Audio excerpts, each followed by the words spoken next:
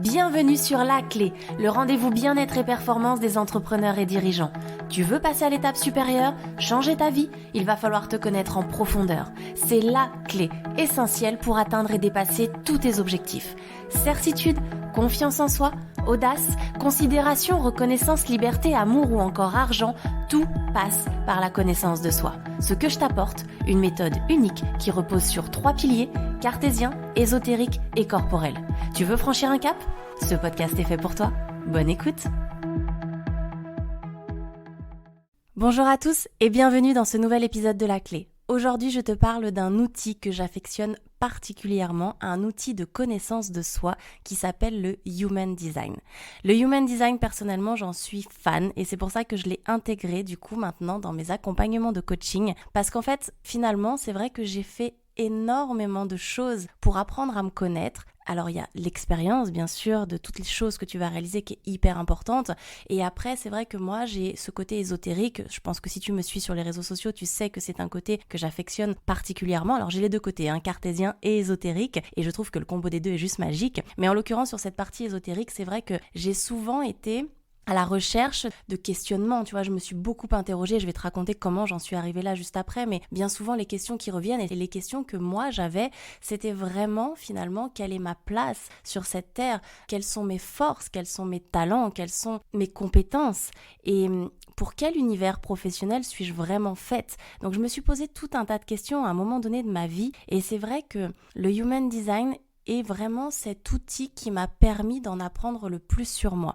À un moment donné, j'étais vraiment tournée vers tout ce qui était astrologie, j'étais tournée vers notamment aussi tout ce qui était voyance, toute cette partie-là. Et en fait, la voyance, j'en suis même devenue dépendante pour te dire. Et c'est là le piège parce que j'accès, alors parenthèse, mais c'est vrai que j'accès finalement les décisions de ma vie par rapport à ce qu'on pouvait me dire. Et attention, c'est un énorme piège pour le coup parce que la voyance, en l'occurrence, c'est réalisé en l'occurrence par une personne extérieure à toi. Ça n'est pas propre à toi directement. Et c'est là la dangerosité presque de la chose parce que la personne qui est en face de toi, elle peut déjà avoir des compétences ou pas, d'ailleurs, parce qu'on peut pas forcément le vérifier non plus. C'est assez subjectif cette partie-là sur certains aspects. Donc, tu ne sais pas concrètement si la personne a les compétences que tu as envie qu'elle ait. Et puis, il faut pas oublier que tu es face à un être humain. Donc, l'être humain, il a aussi ses humeurs, il a aussi ses difficultés, ses tracas. Et peut-être que quand elle te tire les cartes, peut-être qu'elle n'est pas forcément vraiment concentrée pleinement sur toi parce que, en l'occurrence, c'est pas basé principalement sur toi. Et c'est là où après, je me suis dit, waouh, c'est intéressant. Je trouve ça toujours très intéressant, mais je trouve ça quand même parfois un poil dangereux, donc il faut être vigilant par rapport à ça. Alors bien sûr, ça n'engage que moi et ce n'est que ma vision des choses, mais en l'occurrence, moi, je me suis rendu compte que j'avais besoin d'avoir quelque chose qui était beaucoup plus orienté sur moi directement. Et le Human Design, en fait, c'est basé sur tes informations de naissance. Donc en fait, c'est vraiment toi, ce qui te représente directement, puisque c'est les informations qui te caractérisent. On te demande en fait ta date de naissance complète, ta ville, ton heure de naissance et ton pays si tu es né ailleurs qu'en France. Donc tu vois bien en fait que tu es la base de cet outil, tu es la base de cette carte énergétique qui va en ressortir. Et en fait, ce que j'ai énormément apprécié aussi dans le Human Design, c'est que c'est finalement un combo avec un côté scientifique, donc là c'est mon côté cartésien qui est satisfait et rassuré, et 4 éléments ancestraux en face, donc là c'est plutôt le côté ésotérique aussi qui me plaît moi personnellement. Et en fait, le Human Design c'est un combo de tous ces éléments, donc le côté scientifique c'est parce qu'en fait c'est basé sur ce qu'on appelle les neutrinos. Et les neutrinos en fait ce sont, on va dire des cellules qui nous entourent, en fait qui sont tout autour de nous et qui captent les fréquences énergétiques. Et en fait ce qu'il faut savoir c'est que le Human Design c'est un moment, une carte qui est figée sur 2 instants précis de ta vie. Le premier instant et qui va définir ton côté conscient, c'est à la sortie, le moment où ta maman elle accouche, en fait à ta sortie à la découverte du monde, eh bien ça va figer, les neutrinos vont se figer à ce moment-là et donc du coup tu as cette partie consciente qui va ressortir dans ton Human Design. Et l'autre moment, en fait ça va faire une autre capture d'écran de qui tu es à ce moment-là, ce deuxième moment c'est à 3 mois avant ta naissance. Et ça va représenter ta partie inconsciente. Et en fait la partie consciente du Human Human Design, c'est qui tu es, comment tu te perçois toi. Et la partie inconsciente, c'est finalement comment les autres te perçoivent. Et c'est là où c'est hyper intéressant de voir aussi est-ce qu'il y a un décalage ou pas entre ce que toi tu perçois de toi-même et ce que les autres perçoivent de toi. Alors comme je te disais, le Human Design, c'est un combo entre le côté donc scientifique à travers les neutrinos, comme je viens de t'expliquer, et 4 autres éléments ancestraux, puisqu'on va avoir en fait un combo des chakras, donc sur la partie vraiment pure énergétique, l'astrologie avec les planètes, la kabbale avec les différents canaux, et l'Ing Chi chinois pour les 64 portes qu'il y a dans ton design qui sont activées ou pas. Et tu vois, c'est vraiment cet ensemble d'éléments qui fait que moi, je trouve ça déjà fascinant parce que tu as un côté scientifique cartésien et un côté ésotérique qui, pour moi, ouvre le champ des possibles. Alors, dans une carte, en fait, tu pourras aller voir sur Internet en regardant, tu tapes, carte Human Design, tu vas voir, ça ressemble en fait à un schéma. Tu as un bonhomme, en gros, au centre de ta carte. Et sur ce schéma, tu peux lire énormément de choses. Parce qu'en fait, tu as à droite, en noir, tout ce qui concerne ta partie consciente. En rouge, à gauche, tu verras, c'est la partie inconsciente. Tu as toutes les planètes qui sont mises en avant dans ces différents carrés, rouge et noir. Donc ça, c'est la partie de l'astrologie. Ensuite, tu as tous les différents centres, donc toutes les formes qui sont colorées ou blanches, qui correspondent à des centres qui ont une signification et qui te démontrent si tu as l'énergie ou pas. C'est ça qui fait la différence entre les couleurs et le blanc, qui te montre si tu as l'énergie en permanence ou pas sur ces différents centres. Tu vas avoir les canaux, en l'occurrence, donc les traits qui sont rouges ou noirs ou mixtes parfois, donc là qui te donnent aussi une signification. Et puis après, à l'intérieur des centres, tu as toutes les numéros qui correspondent donc à ce qu'on appelle les portes, et elles sont donc activées ou non, et elles ont une signification ou non. Et enfin, tu verras, tout en haut, tu as 4 grosses flèches, rouges et noires également, qui te donnent aussi une signification. Et ça va bien plus loin que ça, mais ça, c'est vraiment déjà tous les éléments qui te donnent énormément d'informations sur toi, et moi, que je trouve vraiment fascinant. Et qui te permettent de vraiment te connaître. Puisque finalement, le Human Design, en gros, ça te permet vraiment d'obtenir, on va dire, toutes ces clés de ta personnalité. Ça permet du coup, forcément de mieux te comprendre, de savoir quelle est ton unicité, de quelles sont tes forces, quels sont tes talents. Et une fois déjà que tu comprends tout ça, ça te permet vraiment bien souvent de t'accepter, d'accepter certains éléments. Moi, je sais que par exemple, dans mon Human Design, j'ai beaucoup d'émotionnel qui en fait partie. Et donc, c'est vrai que de savoir que mes flux émotionnels que j'avais étaient choses normales, que ça faisait partie de moi, ça m'a vraiment permis de comprendre qui j'étais et d'accepter ces flux émotionnels. Et ça, c'est hyper intéressant d'avoir en fait, pour moi, j'ai trouvé d'avoir du concret et de comprendre des fois que quand tu n'as pas le même mode de fonctionnement que certaines personnes qui t'entourent, c'est pas que t'es anormal, c'est juste que tu es toi avec ton unicité. Et c'est ça que je trouve fascinant, tu vois, par rapport au Human Design. Autre point également, donc je te disais, ça te permet de t'accepter, mais ça va aussi te permettre de te faire confiance et de te sentir légitime par rapport à certains aspects. Plus tu vas te faire confiance, plus tu te connais, plus tu vas savoir prendre aussi les bonnes décisions. Pareil, moi dans mon Human Design, j'ai appris que par rapport à ces flux émotionnels, il était vraiment crucial que j'attende finalement 3 à 4 jours en règle générale avant de prendre une décision. Et c'est vrai que depuis que je le fais, finalement d'attendre ces 3-4 jours, ça me permet vraiment de savoir est-ce que j'ai vraiment envie de faire cette chose-là, oui ou non. Et en fait, quand je le fais dans un flux émotionnel, je suis soit hyper enthousiaste sur le coup, et puis après, limite, à certains moments de ma vie, j'ai pu regretter de prendre une décision. Tu sais, t'es sur le coup, t'es hyper emballé. Et puis après, tu te dis, oh mince, je me suis engagée, en fait, j'ai plus envie, mais j'ai une conscience professionnelle qui est immense, donc je peux pas lâcher, et tu te retrouves dans un cycle qui te correspond pas et dans un projet qui te correspond plus ou pas. Et c'est ça qui est hyper important, c'est vraiment d'écouter ta stratégie, d'écouter finalement ton autorité, ce qu'on appelle, alors c'est le vocabulaire très technique du Human Design, mais ça on s'en moque un peu, et en fait c'est de t'écouter pour savoir, tu vois, comment tu dois prendre tes décisions. Moi je sais que, comme je te le dis, je dois attendre pour voir, je laisse poser, quand on me propose un projet, peu importe le projet, je laisse poser 3-4 jours, et après je vois 3-4 jours après finalement si j'ai toujours ce même enthousiasme ou si je suis passée à autre chose. Et ça fonctionne vraiment bien. Ça permet aussi, le Human Design, dans la continuité de ça, forcément de mieux t'écouter, puisque quand t'as les bases de comment tu dois fonctionner, et bien forcément, ça te permet de mieux t'écouter et donc de mieux te comprendre et de te respecter en fait par rapport à tout ce qui doit être fait pour que tu deviennes la meilleure version de toi-même. Donc forcément, par rapport à tout ça, tu gagnes en clarté sur toi, sur ta personnalité, sur ta vie personnelle, sur ton business. En fait, ça va t'apporter énormément de clarté sur plein de choses puisque à partir du moment où tu te connais, eh bien forcément, tout s'aligne. Donc là, tu vas avoir un alignement qui va se faire avec ton toi authentique. Et donc, de fil en aiguille, ça te permet de t'apporter aussi des réponses sur concrètement quelle est ma voix, quelles sont mes forces. Moi, en l'occurrence, tu vois, j'ai vraiment ce centre de la gorge qui est défini, donc bon, avec d'autres éléments aussi, mais donc tu te doutes que ce côté transmission par la parole fait vraiment partie de moi et fait partie des choses que je sais faire et qu'a priori je fais correctement et que je fais bien selon les retours que je peux avoir et qui est un réel plaisir pour moi. Donc forcément, tous les métiers que j'ai fait ces derniers temps, quand j'étais formatrice, dans la partie conférence ou bien là maintenant dans le podcast, c'est des choses qui font partie intégrante de ma personnalité et dans lesquelles je m'éclate. Et le fait d'avoir eu ces éléments, je dirais, de validation entre guillemets, ça m'a permis aussi de me lancer. Tu vois, c'est à ce moment-là où j'ai lancé le podcast où je me suis dit mais ouais, j'aime ça et en fait, j'ai des compétences là-dedans.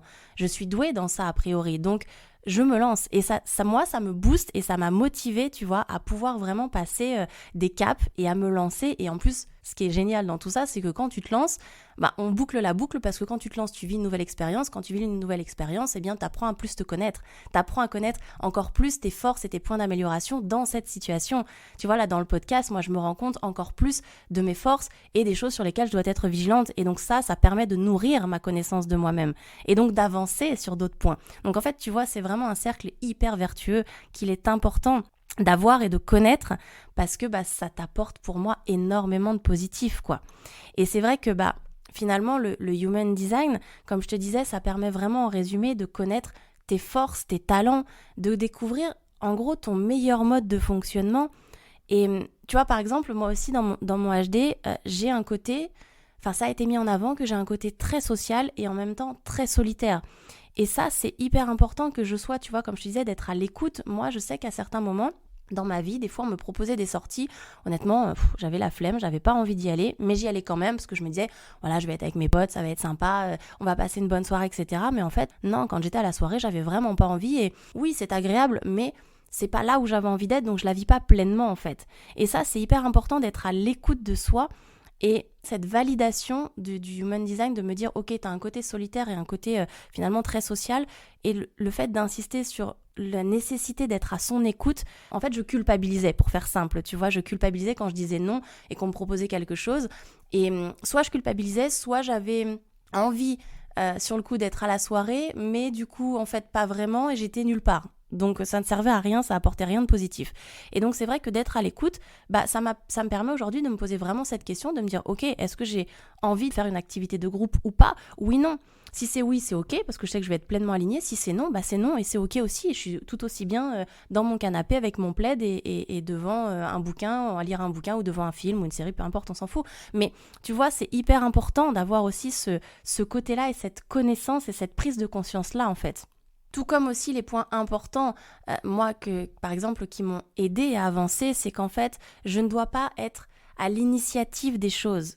Je ne fais pas partie de ce mode de fonctionnement, je ne fais pas partie de ce profil, entre guillemets, même si le but, ce n'est pas de mettre des gens dans des cases, ça donne quand même des directions par rapport au profil. Et c'est vrai que moi, personnellement, donc comme je te disais, je ne dois pas initier les choses.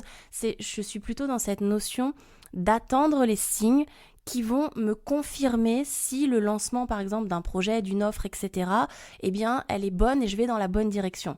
Et les signes, alors ça peut être une validation par une conversation par quelqu'un. Exemple, quand j'ai lancé ces offres de lecture de Human Design, en fait, avant de les lancer, j'en ai discuté avec certaines personnes et de suite on m'a dit « Ouais, je veux ton offre, ça m'intéresse énormément. » Là, j'ai eu la validation. Donc, j'ai lancé, tu vois, l'offre de lecture de Human Design, entre autres.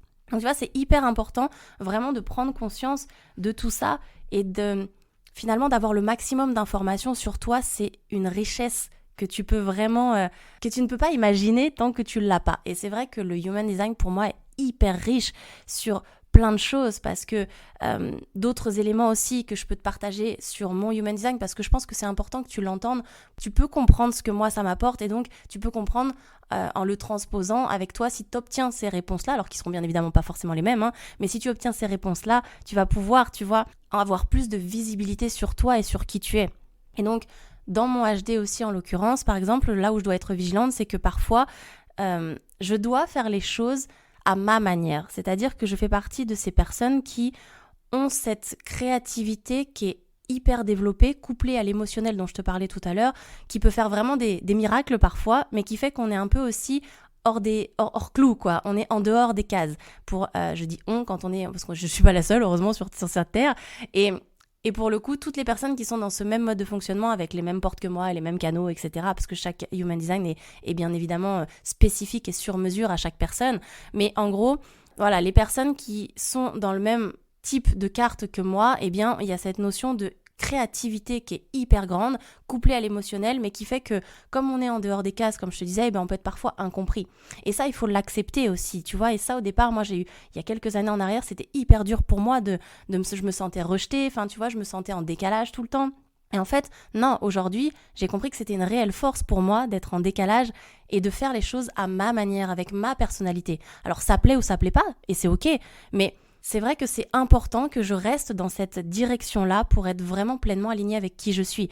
Et ça, tu vois, le fait de le voir écrit et de le savoir, ça m'a permis aussi de l'accepter et donc d'être encore plus alignée avec moi et donc d'encore plus me connaître. Et tu vois, encore une fois, on relie, on boucle la boucle et c'est super.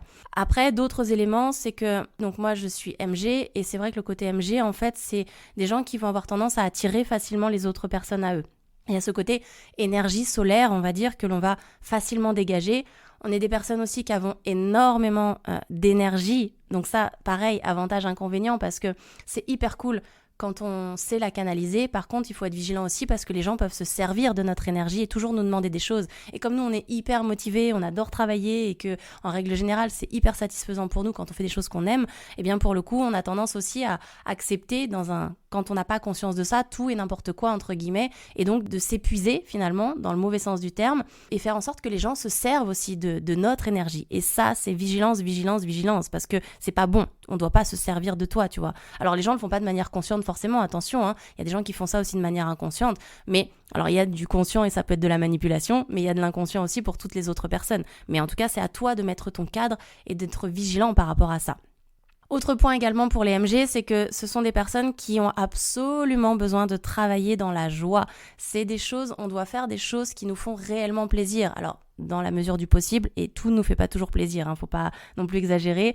Faire les déclarations à l'URSSAF, ça fait pas plaisir, mais on est obligé de le faire. Mais par contre, pour tout le reste, tu vois, sur les projets, en l'occurrence, dans lesquels tu vas te lancer, il faut que tu ressentes les choses. Il faut qu'il y ait vraiment cette envie de faire les choses et cette joie, en fait, qui vraiment va t'apporter, tu vois, dans les projets que tu vas faire et donc qui va te booster, te driver et te réénergétiser. C'est ça qui est important aussi. Et puis, à l'inverse, c'est important aussi de comprendre que quand tu es MG, il faut être...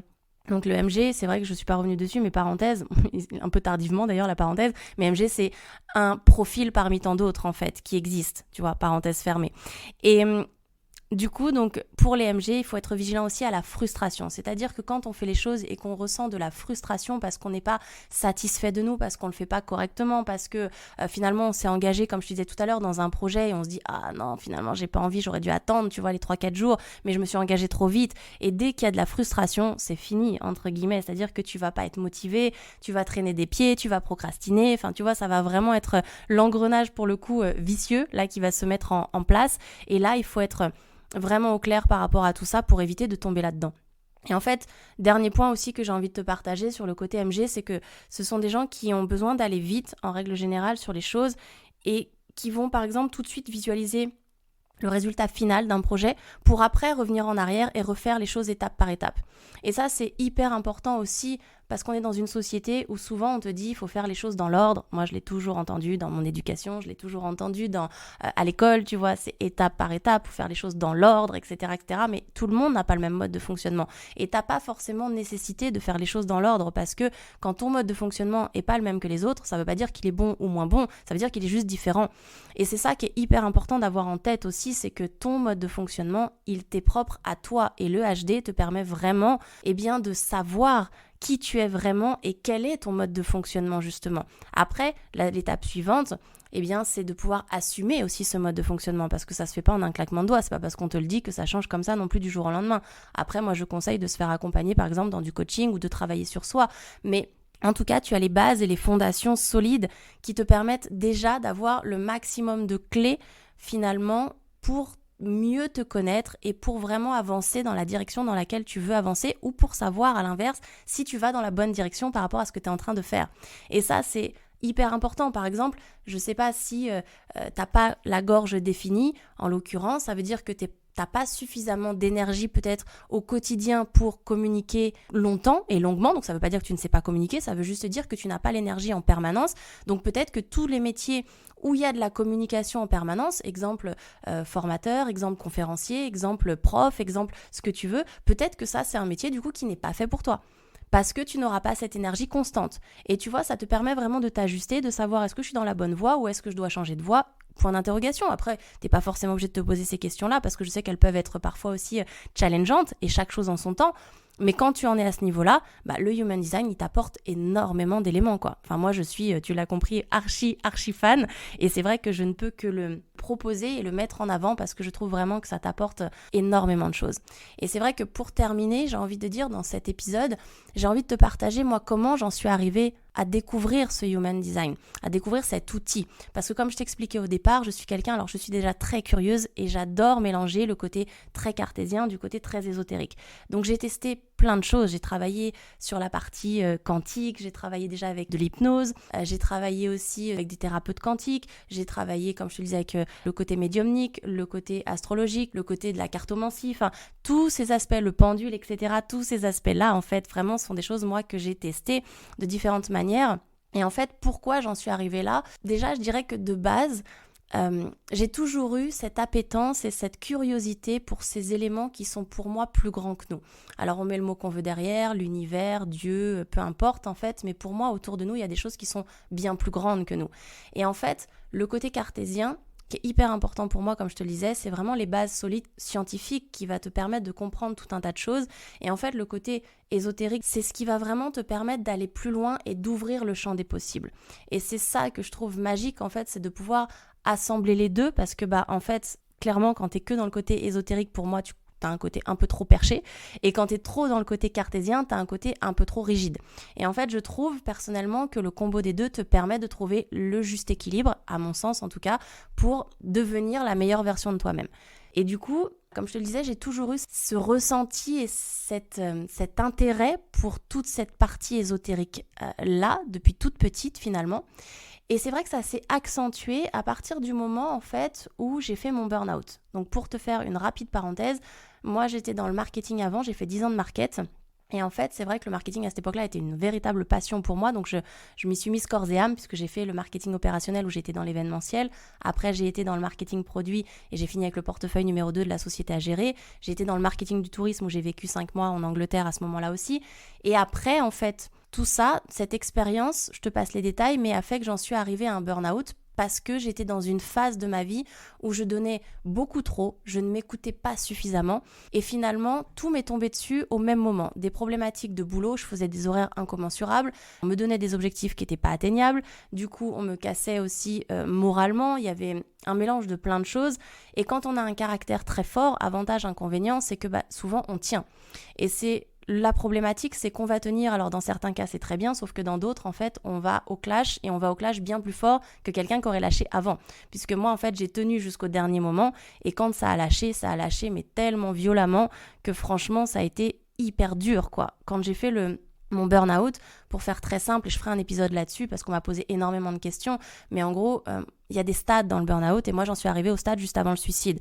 Donc tu vois, c'est vraiment une étape de ma vie qui a été hyper challengeante, hyper difficile. J'avais l'impression que j'avais tout pété dans mon corps, que mon cerveau avait complètement disjoncté, je n'avais plus de connexion neuronale. Enfin, c'était devenu mais vraiment très dur. Par exemple, un moment, je me souviens un matin, j'étais dans mon lit et je ne pouvais plus donner l'information à mon corps de me lever. Il a fallu que je prenne avec mes mains, mes jambes, pour pouvoir me lever du lit.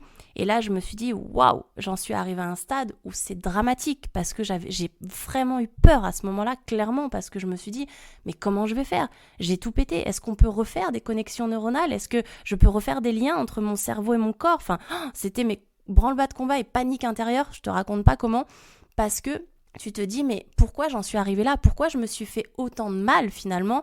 Pourquoi j'ai accepté de subir tout ça ? Alors après, c'est lié forcément à mon passif et c'est souvent lié à son passif aussi. C'est pour ça que moi, après, derrière, j'ai énormément travaillé sur moi. Et donc, pour répondre à la question de départ qui était comment j'en suis arrivée à découvrir le Human Design, en fait, ce burn-out m'a aidé déjà moi à énormément prendre connaissance de moi-même, à apprendre à me connaître en profondeur. Parce que quand tu es au pied du mur, en fait, c'est mon mode de fonctionnement, c'est comme ça que je fonctionne, je le souhaite à personne parce que vraiment c'est très violent. Mais quand tu es au pied du mur, et moi ça m'a énormément aidé, en fait, j'aime bien cette image que je donne souvent, c'est que j'étais dans le fond de la piscine.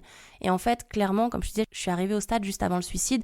Donc en gros, c'était soit je donnais la dernière impulsion pour remonter à la surface, ou je restais dans le fond de la piscine, et je mourais en fait, clairement. Et en gros, c'est vrai que forcément, j'ai donné cette dernière impulsion, et cette dernière impulsion pour remonter jusqu'à la surface m'a énormément appris sur moi, parce que je suis passée par des phases qui étaient tellement violentes, physiquement, psychologiquement, à tous les niveaux, ça a été hyper dur. Et en fait, malgré la difficulté, c'est là où vraiment j'ai énormément appris sur moi. C'est là où j'ai eu des déclics, c'est là où j'ai pris conscience que j'étais pas sur la bonne voie et que je n'allais pas dans la bonne direction et que du coup, j'étais plus alignée avec qui j'étais, que finalement, je m'étais construit avec, comme tout le monde, un cadre qu'on m'a donné au départ, mais qui finalement n'était pas le mien. Donc en fait, c'était un espèce de bordel intérieur, excuse-moi l'expression, qui fait que j'ai dit, ok, il va falloir que je pose tout à plat. Et c'est là où j'ai commencé finalement à me poser toutes ces questions de quelle est ma place, quel est mon rôle, tu vois, sur cette terre. En fait, j'avais besoin à cette époque-là, comme j'avais touché le fond, de me recentrer sur des choses bien plus importantes pour moi et bien plus profondes que ce que je vivais jusqu'à présent, qui pour moi, à cette époque-là, était peut-être trop superficiel. Et en fait, c'est vrai qu'en me reconnectant à cette profondeur de qui j'étais et ce questionnement intérieur, eh bien, j'ai commencé à m'interroger, voilà, comme je te le disais, sur quelle est ma place, en gros, quel est mon rôle, quelle est cette fameuse mission de vie, même si le terme a été pas mal galvaudé ces derniers temps. Ça n'empêche quelque chose de très important et qu'il faut connaître pour savoir, pour pouvoir être pleinement épanoui à mon sens. Et en fait, de fil en aiguille, comme je te dis, le côté cartésien a repris du sens à cette période-là. Donc j'ai refait, moi après, j'ai changé de métier, donc j'ai laissé tomber le marketing. Je me suis orientée dans le coaching, je te passe les détails parce que j'avais besoin de beaucoup plus de sens et d'utilité dans ce que je faisais. Et du coup, le coaching est apparu à moi à ce moment-là, après moult recherches et moult échanges avec des coachs qui étaient déjà sur le terrain. Et en fait, j'ai repris les études, j'ai refait un master de coaching en développement personnel et professionnel avec une spécialisation manager-dirigeant. Et c'est vrai qu'à cette époque-là, en fait, j'avais vraiment ce besoin de retrouver du sens et d'être plus alignée avec moi. Et déjà, j'ai pris conscience que le salariat, c'était plus fait pour moi. Donc, je me suis lancée dans l'entrepreneuriat. Ça a été hyper dur parce que, en fait, j'ai tout cumulé en même temps. J'ai fait mon master, j'ai fait le lancement de mon entreprise. Tout ça en étant toujours dans cette phase de burn-out. Donc, autant te dire que c'était ultra compliqué parce que quand j'ai passé mon master et que tu n'as pas tes facultés, mais c'était dur. Je lisais peut-être 12 fois la même phrase avant d'essayer un temps soit peu d'essayer de la comprendre. Donc j'ai passé des heures et des heures et des heures à bûcher au niveau de mon master. Et en fait, ce qui m'a énormément aidé à apprendre à me connaître, c'est finalement, j'ai fait mon mémoire de fin d'études sur le burn-out. Et c'est cette étude qui m'a permis de comprendre les mécanismes du burn-out et qui a permis du coup de mieux me comprendre et donc de savoir, pour boucler la boucle par rapport à ce que je te disais, que j'étais plus à ma place, qu'il fallait que je trouve et que je fasse autre chose.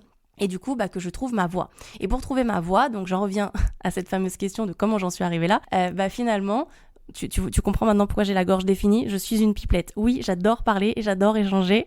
Donc, je boucle souvent les boucles par contre, mais je fais des grosses parenthèses et des fois des parenthèses dans des parenthèses. Donc il faut suivre. J'espère que tu me suis, que tu es toujours avec moi. Et donc pour revenir à ça, finalement, donc comment j'en suis arrivée là, eh bien c'est que quand je me questionnais sur quel est mon rôle, quelle est ma place, quelle est finalement comment je pouvais obtenir de nouvelles informations sur moi, eh bien c'est là où je me suis dit ok, il faut que je rajoute ce côté cartésien du coaching, il fallait que je rajoute et que je couple ça au côté ésotérique pour ouvrir le champ des possibles, parce que je savais qu'il me fallait quelque chose de plus grand autour de moi pour eh bien finalement apprendre à me connaître réellement et à voir quelles étaient mes compétences, mes facultés, etc. et pouvoir m'orienter dans la bonne voie. Donc là à cette époque-là, je me suis renseignée sur beaucoup de choses. J'ai lu énormément d'éléments. J'ai aussi le livre de Je pense trop, comment canaliser ce mental envahissant de Christelle Petit-Colin. C'est vraiment un livre qui a été pour moi aussi hyper révélateur parce que ça parle vraiment du côté HP, HPI, HPE. Et ça m'a apporté énormément de réponses. Alors, je sais pas si je suis HPI, j'ai pas fait les tests et en fait, en vrai, peu importe. Mais il y a beaucoup de similitudes, même si, encore une fois, on met pas les gens dans des cases. Ça permet quand même d'avoir des réponses à ces questions. Et le côté HPE a été confirmé sur cet aspect émotionnel. Donc HPE, c'est haut potentiel émotionnel pour ceux qui ne le savent pas, et HPI, haut potentiel intellectuel. Et c'est vrai que tu vois, quand on recouple les éléments par rapport à ce que je disais sur le Human Design, j'ai mieux compris mon côté HPE, ce côté émotionnel plus que je peux avoir à certains moments et qui en fait, bien canalisé, devient une force. Alors que je l'ai toujours subi finalement toute ma vie. J'ai subi ce côté-là sans le savoir. Et quand j'ai découvert tout ça et que j'ai tout assemblé, là ça a été une évidence pour moi et aujourd'hui c'est une réelle force en fait de pouvoir appuyer sur le côté émotionnel, se servir de ces émotions pour transmettre un message, pour donner du sens à ce que tu racontes, enfin c'est juste magique. Donc en fait finalement tu vois les éléments ont commencé à s'imbriquer les uns dans les autres, donc grâce à la lecture, grâce du coup quand même à tout ce qui était astrologie, tout ce qui était thérapie quantique aussi comme je te disais, la méditation et l'hypnose et l'auto-hypnose m'ont énormément aidé, alors qu'au départ honnêtement j'étais pas faite, je faisais partie de ces cerveaux. Quand tu as un côté potentiellement HP, tu sais que tu penses en arborescence, tu as 12 millions d'éléments d'information à la demi-seconde. Et franchement, faire de la méditation au départ, c'était tout sauf gagné. Parce que forcément, t'es là, t'es en train de méditer, et tu te dis waouh, j'ai oublié ça, faut que je rajoute ça sur ma liste de cours, j'ai pas envoyé le mail à ce client, j'ai oublié de fermer ça, et puis j'ai pas éteint la bougie, et puis je devais donner les clés à Pierre-Paul Jacques, et puis là tu te dis wouh, je fais tout sauf de la méditation, au secours. Et c'est à force de persévérance et de régularité que tu arrives à sortir des belles choses et que tu arrives, en tout cas moi en l'occurrence, que j'ai réussi à vraiment comprendre la quintessence de la méditation. Alors j'en suis qu'à mon petit niveau et je pense que j'ai encore énormément à apprendre, mais en tout cas ce bienfait et cette connaissance de soi intérieure, elle est juste magique quoi en fait. Donc, comme je te disais, tous ces éléments, la lecture, la thérapie quantique, l'astrologie, le côté auto-hypnose, la méditation, tous ces éléments-là, finalement, ont vraiment apporté énormément à la connaissance de qui j'étais. Et de fil en aiguille, après, j'ai voulu affiner sur cette fameuse question de ma mission de vie. Comment je trouve cette fameuse mission de vie? Donc pareil, j'ai lu énormément de choses. J'ai découvert aussi des livres qui étaient très très bien faits là-dessus. Je te les mettrai d'ailleurs tous dans le descriptif. Et du coup, tous ces livres-là m'ont énormément apporté. Et de fil en aiguille, de recherche en recherche, je suis tombée sur le Human Design. Tout ça pour boucler la boucle dont je te parlais tout à l'heure. Et c'est vrai que le Human Design, ça a été pour moi une révélation parce que comme c'est un combo finalement du côté scientifique et le côté ésotérique, pour moi c'était juste ce qui me convenait mais à 10 000%. Et puis après quand j'ai vu la complexité finalement de cet outil, cet outil est vraiment très complet, ça te permet d'en apprendre tellement sur toi que moi j'ai vraiment eu un coup de cœur pour cet outil et une révélation pour cet outil et donc du coup c'est pour ça que j'ai décidé de me former. Donc moi j'ai fait 2 formations en l'occurrence parce que j'aime bien avoir le maximum d'éléments et avoir des visions différentes que j'ai pu recouper et c'est encore une fois mon mode de fonctionnement et c'est vrai que ces 2 formations aujourd'hui me permettent vraiment d'en apprendre toujours plus sur cet outil que je trouve vraiment fascinant. Donc en résumé, voilà ce que je peux te proposer, c'est que cet outil est pour moi un des meilleurs outils de la connaissance de toi-même qui va te permettre de t'apprendre énormément sur toi. Et c'est vrai que si aujourd'hui tu te poses des questions, si tu as envie de mieux te connaître, si tu as envie de passer à l'étape supérieure dans ta vie, de toute façon ça passera par la connaissance de soi. Et c'est vrai que c'est nécessaire, crucial, vital pour moi, vraiment, tu l'as compris, de se connaître. Parce que quand tu veux passer des caps dans ta vie, si tu ne te connais pas, à un moment donné ou un autre, tu vas te le reprendre en pleine tronche. Et quand ça revient, c'est vraiment très violent. Donc c'est nécessaire, vraiment d'apprendre à se connaître. Moi, je te propose une façon d'apprendre à te connaître. Il y en a plein d'autres. Mais cet outil, en l'occurrence, c'est vraiment un outil, moi, que j'affectionne. Et bien évidemment, si tu as besoin de quoi que ce soit, des questions, des conseils, si tu veux juste approfondir ou si tu as envie de passer à l'action et d'apprendre à te connaître pour passer à l'étape supérieure de ta vie personnelle ou professionnelle, eh bien, tu me contactes. Ce sera avec grand plaisir. Je te souhaite une très très belle journée et je te dis à très bientôt. Ciao, ciao. Si cet épisode te plaît, tu peux le partager en me taguant ou en lui laissant 5 étoiles sur Apple Podcast.